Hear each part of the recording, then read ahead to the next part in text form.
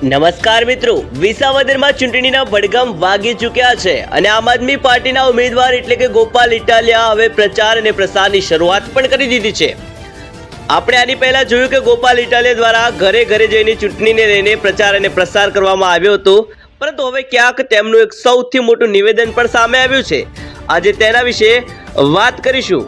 નમસ્કાર મિત્રો, brilliant Gujarati YouTube channel ઉપર આપ સર્વે મિત્રોનું હાર્દિક સ્વાગત છે। જો ચેનલ પર નવા આવ્યા હોય તો ચેનલને જરૂરથી સબસ્ક્રાઇબ કરી લેજો। આમ આદમી પાર્ટીના નેતા ગોપાલ ઇટાલિયા છેલ્લા ઘણા સમયથી રાજકારણમાં ખૂબ જ એક્ટિવ દેખાઈ રહ્યા છે અને કદાચ આ વખતે વિધાનસભામાં તેમને ઉમેદવાર તરીકે જાહેર પણ કરી દેવામાં આવ્યા છે। એટલે તેઓ દ્વારા અત્યારથી જ પ્રચાર પ્રસારની શરૂઆત કરી દેવામાં આવી છે। અત્યાર સુધી તેઓ ઘરે ઘરે જઈને પ્રચાર અને પ્રસાર તો કર્યો જ હતો, પરંતુ જ્યારે આજે તેઓ વિસાવદરની મુલાકાતે છે તે દરમિયાન તેમણે એક સૌથી મોટું નિવેદન આપી દીધું છે। તે નિવેદન વિશે આપણે હવે વાત કરવાના છીએ।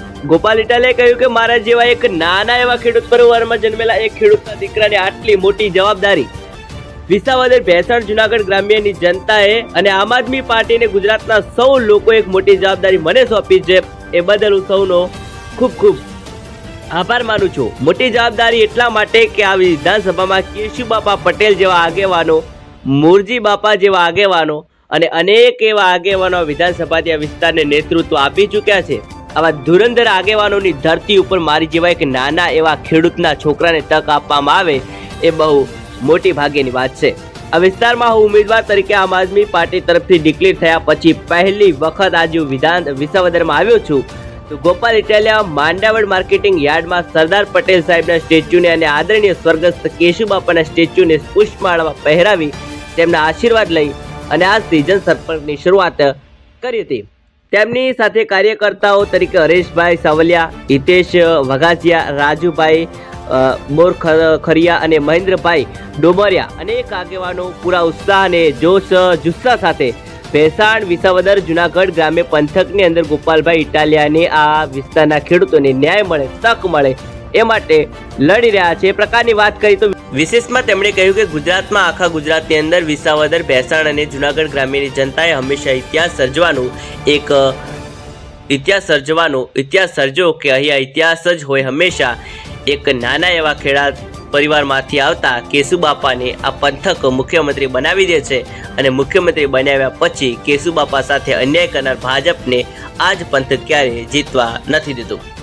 વિશ્વની કહેવાતી સૌથી મોટી પાર્ટી બની જાય, દુનિયા આખીમાં જીતી જાય, પણ વિસાવદરમાં ભેસાણ, જુનાગઢ ગ્રામ્યના લોકો જીતવા નથી દેતા, તો હંમેશા અહીંથી ઇતિહાસ રચાઈ રહ્યો છે।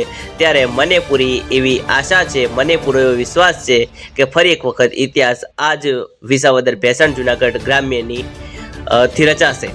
હજારો લોકો સ્વયંભૂ એક ક્રાંતિ આવવાની હોય એવી રીતે આ ક્રાંતિની અંદર જોડાશે, આ ચૂંટણીની અંદર જોડાશે, મને આશીર્વાદ આપશે, એ ખેડૂત દીકરાને, એક નાના માણસને આશીર્વાદ આપશે અને જુનાગઢ આખાનો અવાજ બનવા માટે થઈ મને વિધાનસભા સુધી પહોંચવા માટે તક આપશે એવો મને વિશ્વાસ છે। આ પ્રકારની વાત ગોપાલ ઇટાલિયાએ કરી। હવે ખાસ કરીને આગામી સમયમાં જોવાનું રહેશે કે આમ આદમી પાર્ટીનો ગઢ ગણાતી આ વિસાવદરની બેઠક ફરી એક વખત ગોપાલ ઇટાલિયાને મળશે કે કેમ, તેની સાથે જ ભારતીય જનતા પાર્ટી ઉમેદવારોને ઊભા રાખે છે અને ખાસ કરીને કોંગ્રેસ દ્વારા ગઠબંધન કરવામાં આવે છે કે કેમ, તે દરેક સવાલોની વચ્ચે અત્યારે હાલ ગોપાલ ઇટાલિયા દ્વારા પ્રચાર પ્રસારની શરૂઆત કરી દેવામાં આવી છે।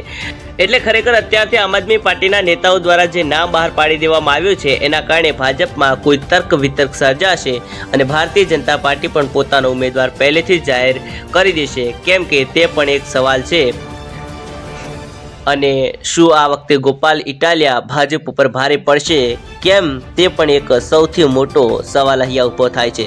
તમારું શું માનવું છે આ વિષયને લઈને અમને કમેન્ટ કરીને ચોક્કસથી જણાવજો। સાથે જ અમારી ચેનલ બ્રિલિયન્ટ ગુજરાતીને જરૂરથી સબસ્ક્રાઇબ કરી લેજો।